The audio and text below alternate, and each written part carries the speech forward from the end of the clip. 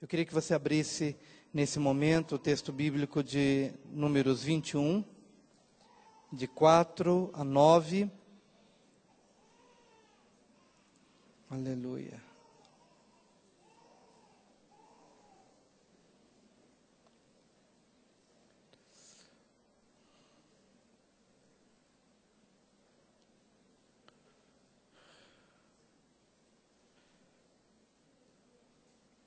Números 21, de 4 a 9.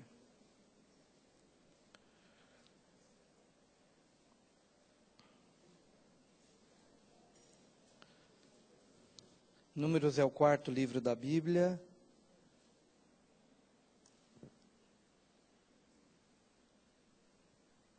Que diz assim: Então partiram do Monte Or, pelo caminho do Mar Vermelho, a rodear a terra de Edom. Porém o povo se tornou impaciente no caminho.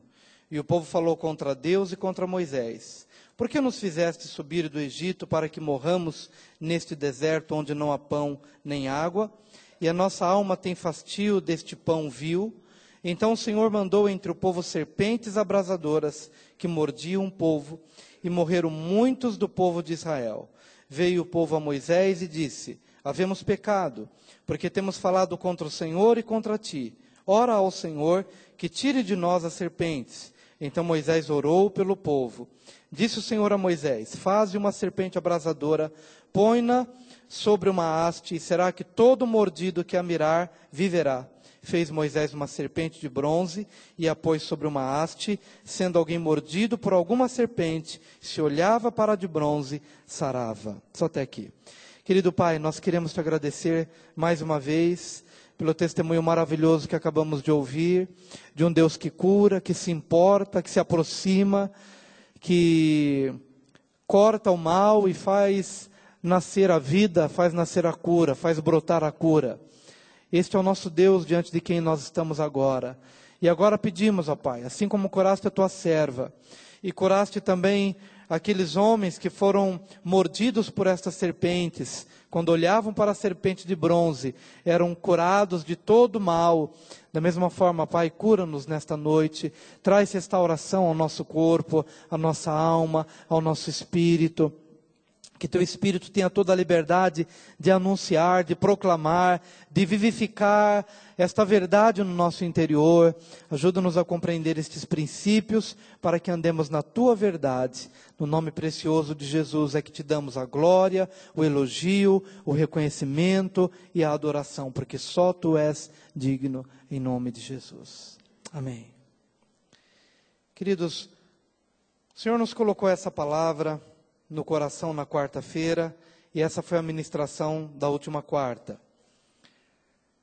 E ela ficou no nosso coração de quarta-feira até o dia de hoje, quando sentimos que nós deveríamos ruminar um pouco mais acerca dela.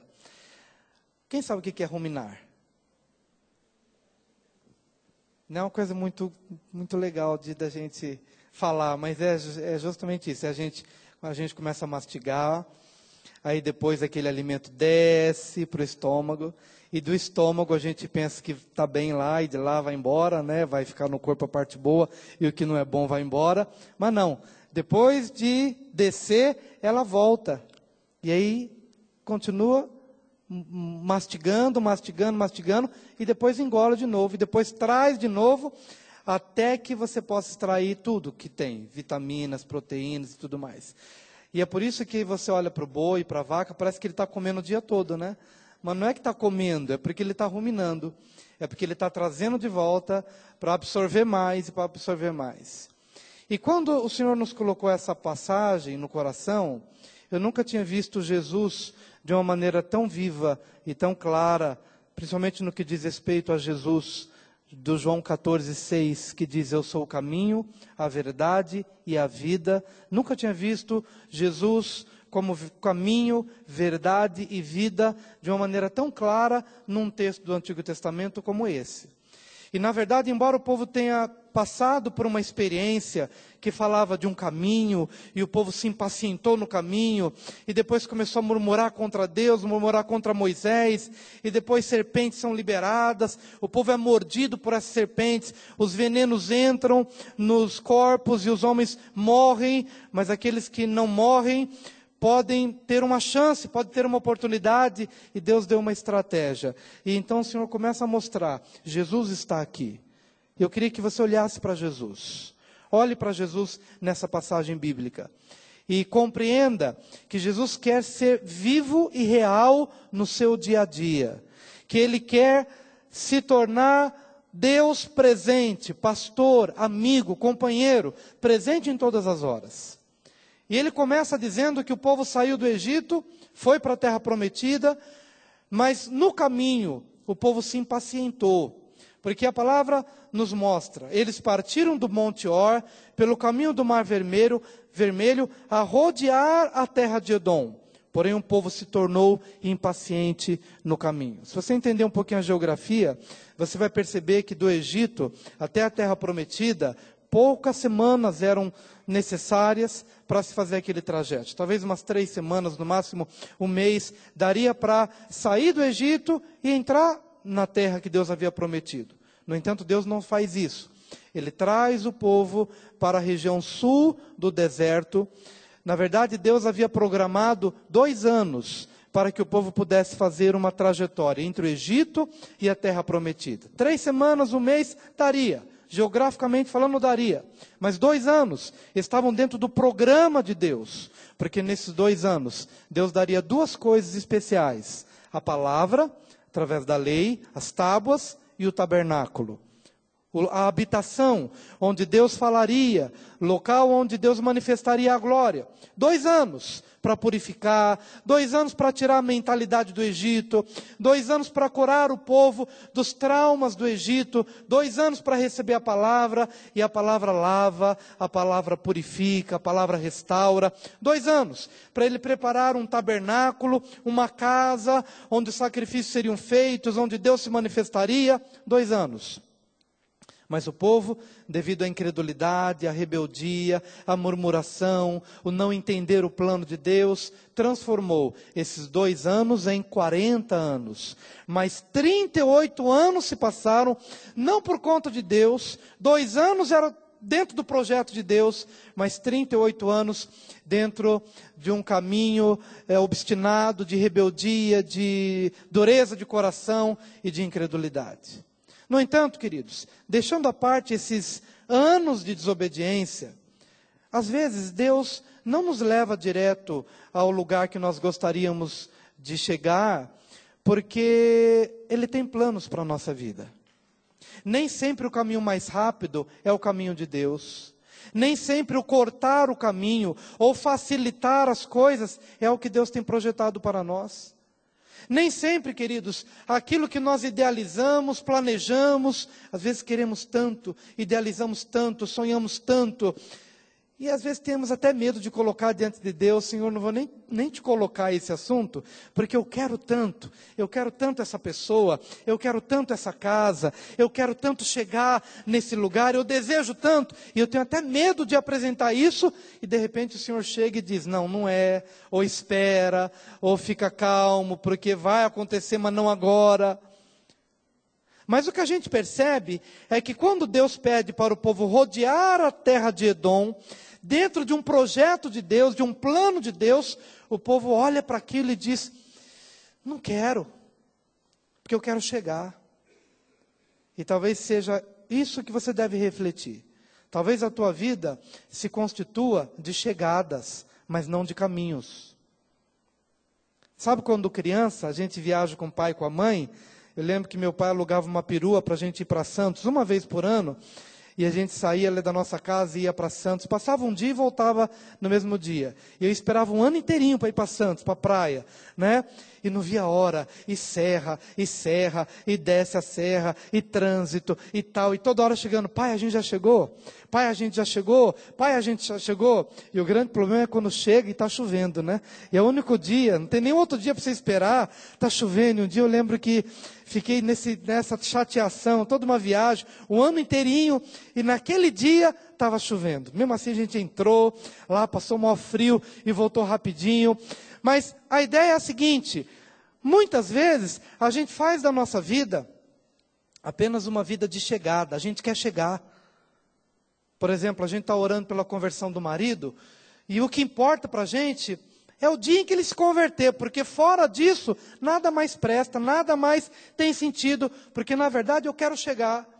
Eu penso num novo emprego, e não penso nos processos, porque na verdade o que eu quero é um emprego. E enquanto eu não chego no novo emprego, nada tem sentido, nada faz sentido, não tem alegria, não tem paz, não tem vida, porque o que importa é chegar. Para muitos, o que importa é chegar, mas para Deus, talvez o processo do caminho seja mais importante do que a chegada. É claro que Deus tem uma terra prometida para onde Ele te leva. É claro que de fato Ele tem sonhos a cumprir, é óbvio. E Ele tem nos orientado, pode pedir, eu quero dar. Pode clamar, eu vou atender. Mas amados, eu acredito que nós precisamos compreender que chegar é bom, mas o caminho é tremendo. Porque durante o caminho, Deus nos purifica. Porque durante o caminho, Deus muda a nossa mentalidade. Porque durante o caminho, Ele muda os nossos valores. Durante os processos, às vezes processos de espera, e espera longa, espera não é pouca não. Às vezes são esperas que nós temos que passar, e nesse processo, Deus vai burilando, Deus vai lapidando, Deus vai cortando aqui, Deus vai aparando ali. Eu lembro de um exemplo de alguém que disse o seguinte, ele olhou para a igreja no formato assim de, aquela parte, né, o cume, né, a parte mais alta do templo, meio triangular, então alguém olhou assim para aquele lugar e disse, não, eu quero ser essa parte do templo, a parte mais alta, né, o ponto principal.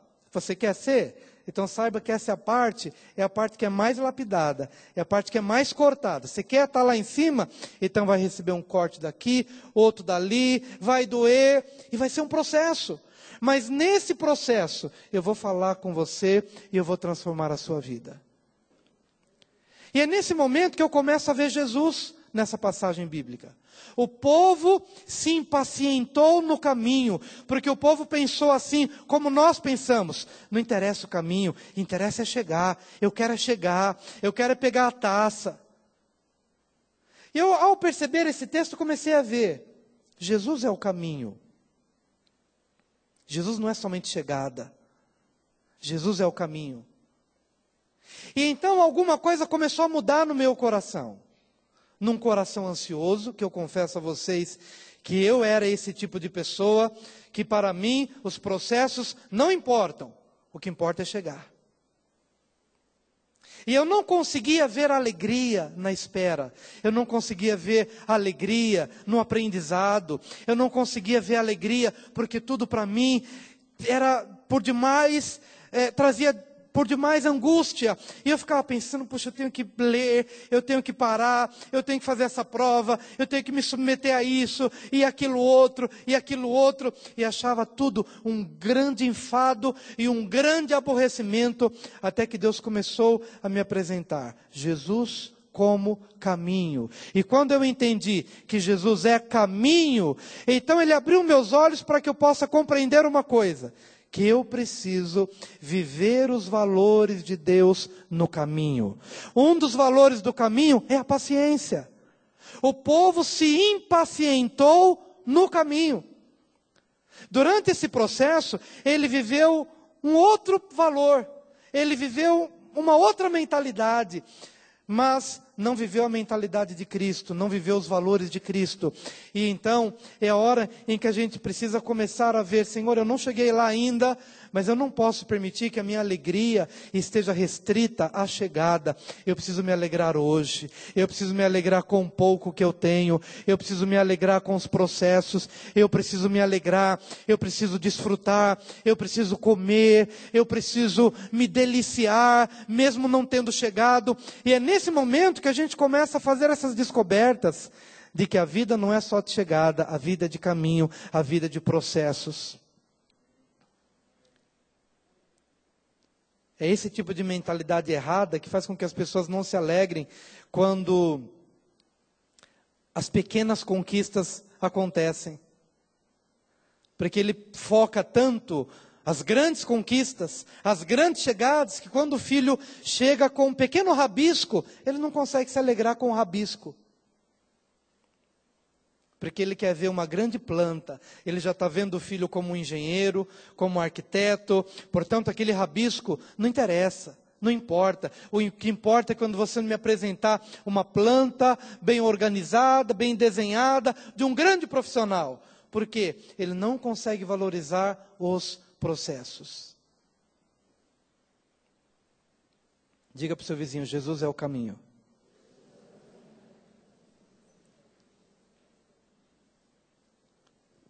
E a impaciência no caminho faz com que o povo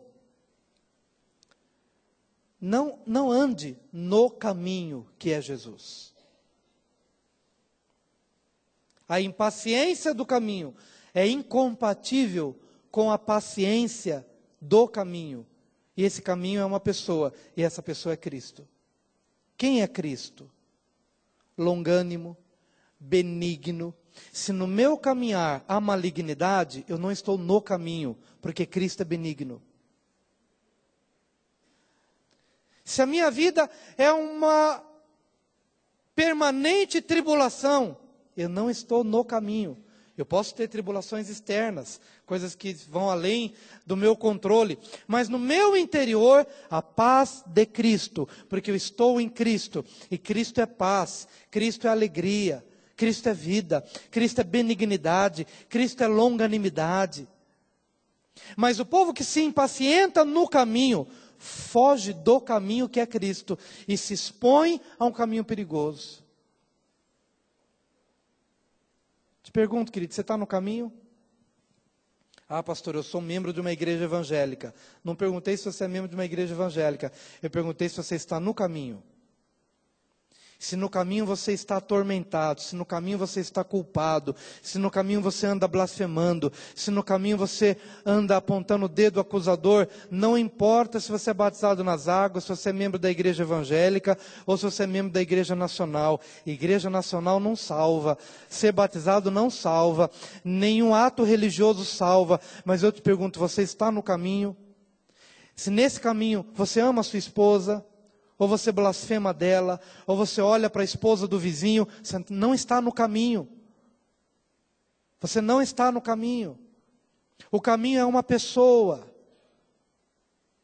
O caminho é uma pessoa, e essa pessoa tem valores, essa pessoa tem virtudes, na medida em que eu me revisto de Cristo.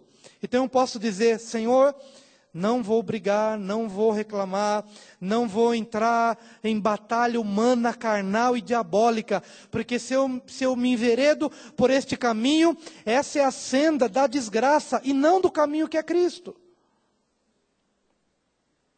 Você está nos caminhos dos processos judiciais que nunca acabam, e vai porque você está lutando, e quer porque quer. Meu querido, olha o seu caminho em nome de Jesus. Veja em que caminho que você está. Eu não quero dizer que isso necessariamente seja pecaminoso, eu apenas quero dizer que você pode ter entrado por um caminho de conflito, de batalha, de ganância, de um monte de coisa que já te tirou do caminho, que é o caminho da benignidade, da justiça, da honestidade, da paz, da alegria, da verdade. Você não consegue mais se relacionar com ninguém, não consegue mais olhar nos olhos de ninguém, não consegue mais falar com ninguém, não consegue mais dormir em paz porque tem magoado com um, machucado com o outro, ofendido por um ou por outro. Eu te pergunto, será que você está no caminho? Caminho é paz, caminho é alegria. No que depender de vós, tende paz com todos os homens. Caminho é uma pessoa. Caminho é uma pessoa. E o povo fica impaciente no caminho. Jesus é o caminho. E o povo falou contra Deus e contra Moisés. Por que nos fizeste subir do Egito? Para que morramos neste deserto onde não há pão nem água, e a nossa alma tem fastio deste pão vil. O povo entra por um caminho errado. E nesse caminho, o povo deixa de viver a verdade. Jesus é o caminho e Jesus é a verdade. Diga, Jesus é a verdade. Põe a mão no teu coração e diga, Jesus é a verdade. Mais uma vez, Jesus é a verdade. Amém. E hoje eu quero que você faça uma análise se você está na verdade. Olha o que diz o versículo 5. E o povo falou contra Deus e contra Moisés. Pergunta aos irmãos, todo argumento contra Deus, pode ser verdadeiro? Não, em absoluto. O povo falou contra Deus. Quando o povo falou contra Deus, o povo estava dizendo, Senhor, esse caminho que o Senhor me propôs não é o melhor caminho. Esse plano que o Senhor determinou para a minha vida não é o melhor plano. Falou contra Deus. Esse argumento é um argumento mentiroso. Esse argumento é um argumento falso. Mas querido, atenta. Porque o que muitas vezes nos leva ao abatimento, à vergonha, à decepção, é nada mais, nada menos do que um argumento falso que entrou no seu coração e você tomou isso como verdadeiro. E a partir do momento que você acreditou nessa mentira, você ficou abatido. Sabe aquele tipo de coisa que de repente o diabo vem e joga uma seta de preocupação na tua cabeça, e você começa a olhar para a tua esposa de uma maneira diferente. Por que não olhava antes? Por que você começou a olhar para ela com um olhar diferente? Porque alguma coisa aconteceu, uma seta de veneno, uma seta inflamada do diabo, perpassou a sua mente e o seu coração, e você começou a olhar para ela sob suspeita, ou para ele com um olhar diferente. Você começou a acreditar numa mentira, e essa mentira tomou corpo. Tomou força no teu interior, te envenenou, jogou amargura no seu interior, você acreditou numa mentira. É uma história bíblica que a gente sempre tem oportunidade de compartilhar e sempre tem gente nova que vale a pena repetir. Uma vez Jacó recebeu uma túnica e ele identificou que aquela túnica era do seu filho José. E aquela túnica estava manchada de sangue. Ele procurou seu filho, não achou. Então ele pegou aquela túnica, olhou o sangue manchado ali naquela túnica, e ele começou a lamentar e a chorar, dizendo, meu filho José. Ele caiu certamente na selva, na floresta, no campo, um animal o devorou, ele morreu, e ele passou 20 anos acreditando em uma mentira. Ele olhou para a túnica do filho, viu o sangue manchado naquela roupa, não encontrou o filho e acreditou que o filho estava morto. Mas o filho não estava morto. O filho estava passando por processos de Deus, processos que iam talvez esmigalhá-lo, que iam trazer tratamento de Deus, mas que ia fazer com que José se tornasse o grande governador. Mas Jacó passou 20 anos em amargura, em saudades, em tristeza, porque ele acreditou numa mentira. O povo aqui está acreditando numa mentira, falando contra Deus. Talvez você já tenha ficado magoado com Deus, ou talvez até esteja magoado com Deus agora. Dizendo, por que Deus permitiu que aquela pessoa entrasse e levasse algo meu? Por que Deus permitiu? Por que Deus não guardou? Por que Deus permitiu que aquela pessoa fosse embora? Falou contra Deus. Mas esse argumento é mentira. Te tira da verdade. E se te tira da verdade, você fica descoberto. O povo fala contra Deus, mas o povo também falou contra Moisés. Eu pergunto, O argumento contra Moisés era verdadeiro? Não. Moisés era um instrumento, Moisés era um pastor, Moisés era alguém que nem queria estar lá, mas estava ali por obediência, pagando um preço. Ele estava feliz lá no palácio, ele não precisava estar ali. Então, todo argumento contra Moisés era falso.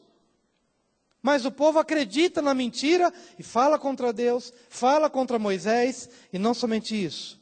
Por que nos fizesse subir do Egito? Para que morramos neste deserto? Pergunto aos irmãos, essa afirmativa é correta? Falar que Deus tirou o povo do Egito para matá-lo no deserto é verdadeiro? Não é. Mas o povo está preso pela mentira.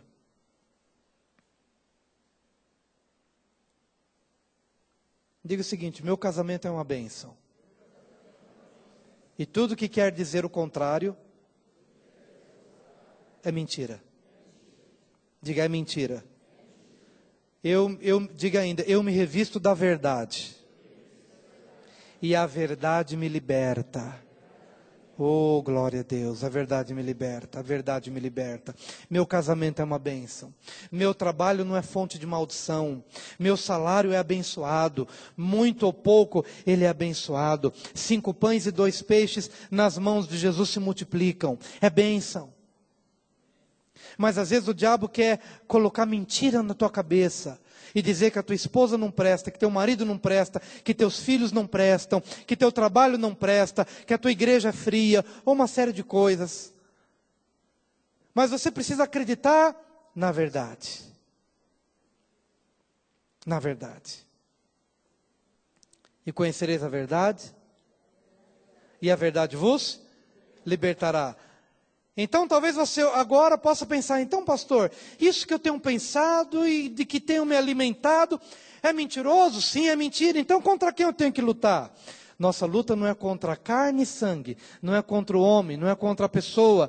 Minha luta é contra as hostes espirituais da maldade espalhadas nas regiões celestes. A minha luta claramente é contra demônios que se aproveitam da minha fragilidade, que se aproveitam da minha ignorância, que se aproveitam das brechas que eu abro, da falta de entendimento da palavra, ou de qualquer outro elemento espiritual, se aproveitam disso, lançam dúvida, lançam pesar no coração, e eu começo a acreditar nisso. A minha luta é espiritual.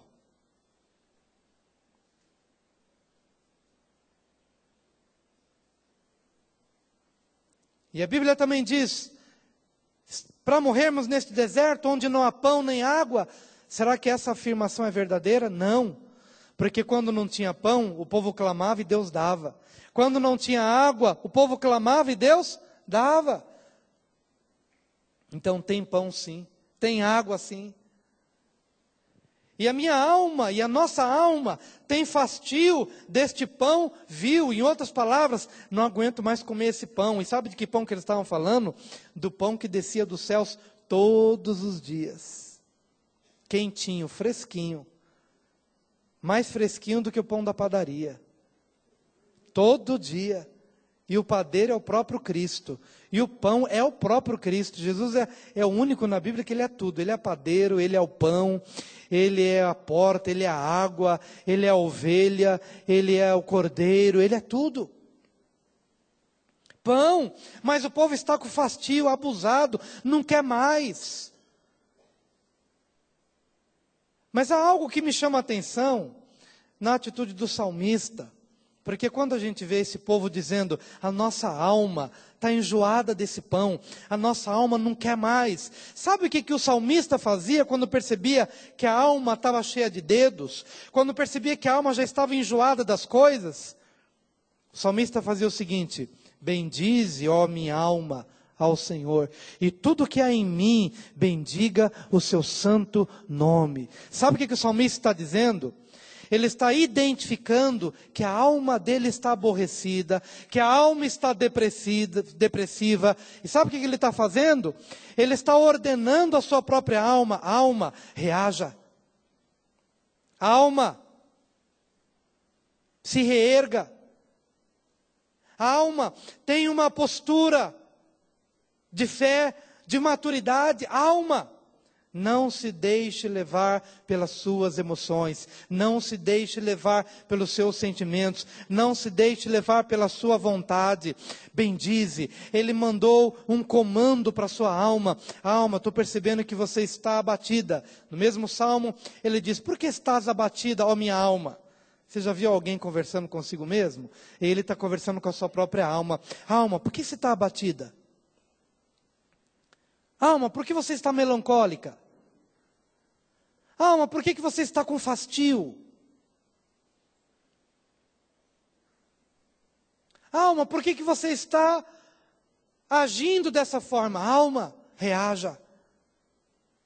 Tudo que é em mim, bendiga o seu santo nome. Vai ser uma disciplina. E querido, talvez nessa semana Deus te dê uma oportunidade para que você detecte coisas que quando você olha, você fica aborrecido e parece que no impulso, se você não fala palavrão, glória a Deus porque você não fala palavrão, e não deve falar mesmo, e deve se livrar disso em nome de Jesus, mas eu não quero dizer apenas palavrão, há palavras que não são necessariamente um palavrão, mas expressam aborrecimento, e a gente fala, não é palavrão, mas a gente impetra sobre algo uma sentença negativa, e quando aquilo é impulso que sai de dentro de você, e você está ali naquela inclinação de fazer isso, opa, dá um passo para trás e começa a dizer, minha alma não vai entrar nessa cilada maligna e satânica, porque dos meus lábios fluirão palavras de adoração, palavras de ações de graças, e as coisas que não estão legal, que não devem permanecer do jeito que estão,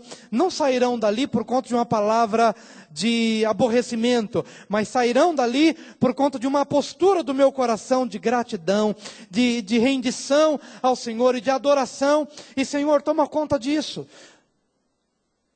Essa situação não gerará em mim uma palavra de maldição, um aborrecimento, mas eu quero derramar o meu aborrecimento diante do Senhor. Cuida disso que não está legal, cuida disso que não está ideal, mas o meu coração não experimentará amargura. Não me deixarei ser envenenado pelas serpentes. Em nome de Jesus. Porque Cristo é a verdade. Comece a perceber, querido, se as coisas para as quais você tem olhado, será que de alguma forma o inimigo não te enganou? E você não começou a acreditar numa mentira? E por isso aquilo está trazendo para você dissabor? Revista-se da verdade. Pergunta para Deus qual que é a verdade acerca disso que tem te feito sofrer. E se é alguma coisa que você deve abandonar, a verdade mostrará, a verdade ficará clara, e você vai dizer, eu vou abandonar o mal, porque eu abracei o mal para a minha vida, mas eu vou abandonar o mal, e eu vou abraçar a verdade, porque a verdade me liberta. A verdade me liberta. Então o Senhor mandou entre o povo serpentes abrasadoras, que mordiam o povo, e morreram muitos do povo de Israel. Diga, Jesus é o caminho, é a verdade e a vida. O povo se impacientou no caminho, viveu uma mentira, e como consequência, morreu envenenado. O povo experimentou exatamente o oposto de quem Jesus é. O povo morre. Morrer significa separar. Morte não significa apenas fechar os olhos, ir para a sepultura e parar de bater o coração. Também. Mas a morte é separação. Pessoas podem estar vivas, mas já morreram emocionalmente falando, já morreram nos seus sonhos, já morreram nos seus ideais, foram separados dos seus ideais. Mas a morte é uma consequência de se estar fora do caminho e de se viver uma mentira. Quando a palavra de Deus revela Jesus como o caminho, verdade e vida, Ele quer nos mostrar o seguinte, que se você entrar no caminho, viver os princípios e os valores de Deus, e se você vive na verdade, a consequência disso será vida, vida abundante. Eu vou dar um exemplo simples, claro, objetivo. Você está machucado com alguém, e então você foge do caminho que te leva a perdoá-lo. Você foge do caminho, que você na verdade não quer perdoá-lo. Então você foge do caminho. Você vive uma mentira, porque você acha que esse caminho é o melhor caminho, mas é uma mentira. E a consequência disso é que a amargura dessa falta de perdão te priva da vida. Mas aí você se arrepende desse processo e faz o seguinte: eu vou fazer o que Jesus mandou eu fazer. Eu vou entrar no caminho e eu vou procurar essa pessoa e vou me sentar com ela, olho no olho, face na face, vou abrir meu coração, vou pedir perdão se tiver de pedir perdão, vou perdoar se tiver de perdoar. Então você se pôs no caminho, que é Cristo. Você se expõe à verdade, traz a verdade para a luz. Essa é a verdade. Eu vou perdoar e vou ser perdoado. Essa é a verdade. E você sai daquela mesa de reunião com a vida. Você sai de lá perdoado, você sai dali daquela conversa leve, aliviado, tranquilo, curado. Arrancou do seu coração aquele sentimento de peso, de culpa, de medo, de tantas coisas, de mágoa, de choro. Vida. Vida. Alguns estão perguntando, interessante, eu vou à igreja, eu ouço o pastor pregar, eu vou à célula, faço tantas coisas, mas num determinado particular, eu não experimento vida. Volta lá atrás, veja qual é o caminho que você está. Veja se você está na verdade, porque a vida é uma consequência desse caminho e da verdade. A vida. Quantos aqui podem testificar na sua própria experiência, de que isso que eu estou falando é verdadeiro? Quando você se sentou, perdoou, ou foi perdoado, abraçou, chorou, resolveu, limpou o coração. Quantos aqui podem testificar que quando você saiu daquele lugar, você já não era mais a mesma pessoa? Algo mudou dentro de você, sensivelmente, consideravelmente. Quantos? Quantos? Eu quero, se você não sabia o que isso é, que nome se dá para isso, que você sentiu, eu quero te dizer hoje, que isso que você sentiu, esse bem-estar, essa alegria, essa paz, não tem outro nome a não ser vida. Vida. João 10,10 diz, o ladrão não veio senão para roubar, matar e destruir. Mas eu vim para que vocês tenham vida e a tenham em abundância. Aleluia, aleluia, aleluia. Mas, querido, esse caminho se passa de cabeça baixa, porque ele é estreito e ele é pequenininho assim. A altura é pequena para que você passe de cabeça baixa e ele é estreito. Não dá para você levar as bagagens do orgulho, não dá para você levar a mochila da vaidade, não dá para você levar a bagagem do pecado ou de qualquer coisa, só passa você e de cabeça baixa. Não sei se vocês já assistiram aquele filme do Indiana Jones, que ele vai lá à busca da arca perdida e tal, e tem um momento que ele tem 3 desafios, só pode passar de cabeça baixa, tem que ser pela fé. É muito legal o filme, você no final vai ver qual que é o segredo. Mas só conseguia passar, tinha que se humilhar, tinha que baixar a cabeça. Porque nesse lugar, não há lugar para talo grosso. Por esse caminho, por essa porta, não tem lugar para cerviz endurecida. Não há como se passar, não tem como chegar do outro lado. cantando de galo, não tem como. Você passa de cabeça baixa, é um lugar estreito onde só passa você. E de uma forma humilde. Sabe por quê? Porque o caminho é uma pessoa. E esse caminho é Jesus. Jesus, sendo Deus, não tomou por usurpação o ser igual a Deus. Mas antes, humilhou-se a si mesmo, esvaziou-se a si mesmo e tomou a forma de homem. E sendo achado na forma de homem, se humilhou mais ainda, se fez servo dos homens. E na condição de servo, ele foi para a cruz. E se você quer experimentar a vida, você tem que ser como ele.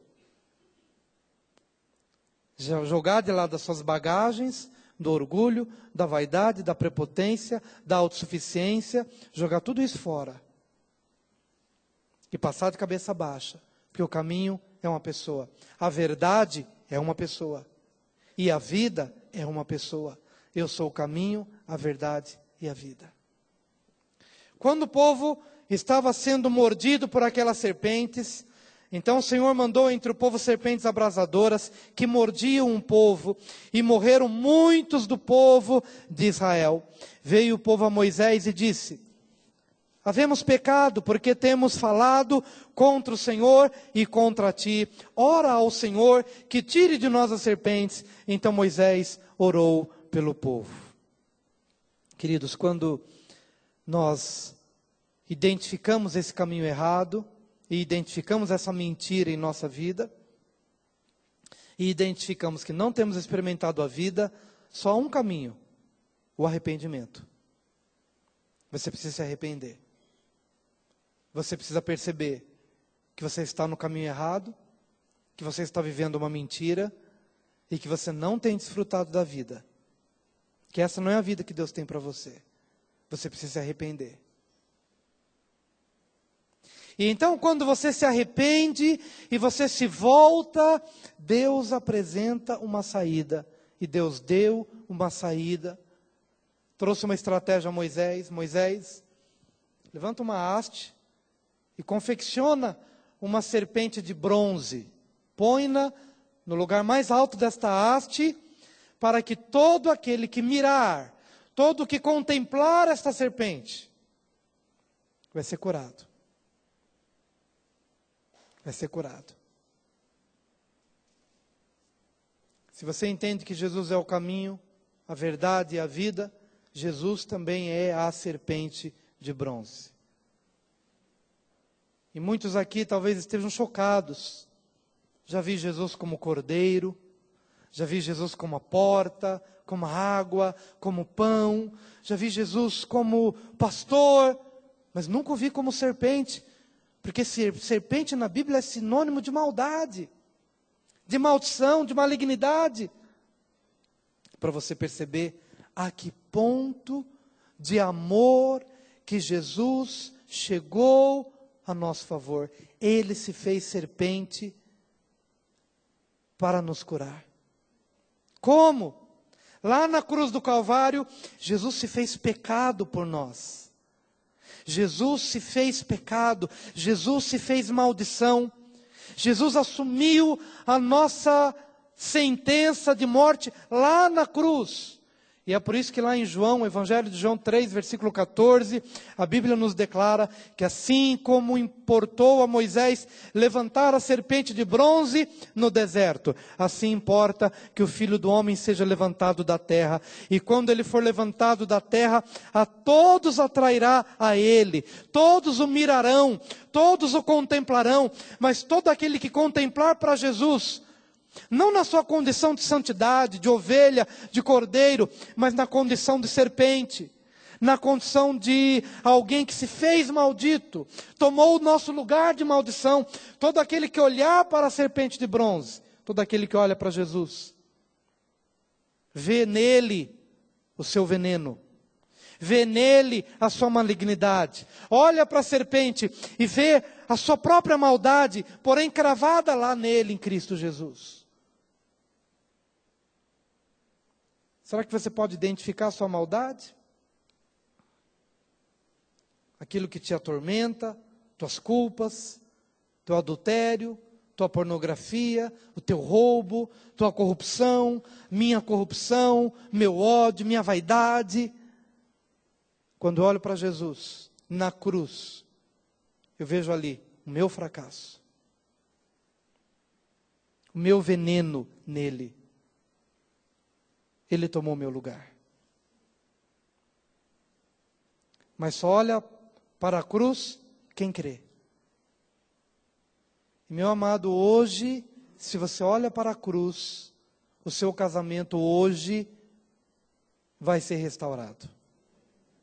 Eu sei que você precisa aprender muitas coisas para que o seu casamento funcione melhor. Mas hoje você pode trazer uma sentença de morte para a palavra de maldição que havia sobre o seu matrimônio. Hoje você pode, em nome do Senhor Jesus, se apropriar da sentença de morte para aquilo que estava fazendo morrer, para aquilo que estava matando seus relacionamentos, sua alma, seu espírito, seu corpo. Hoje uma sentença de vida há sobre você. Mas você precisa olhar para a cruz. Essa serpente de bronze depois serviu de idolatria para o povo.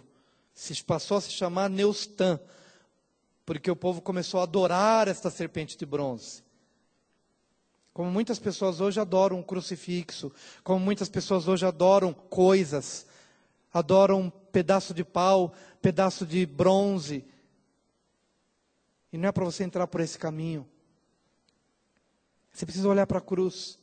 Você precisa olhar para o que Jesus fez na cruz por você. E se você olha para a cruz pela fé, você é curado, você é restaurado. A sua vida entra num processo diferenciado de restauração que é promovida pelo Senhor. Porque Jesus é o caminho, Jesus é a verdade e Jesus é a vida.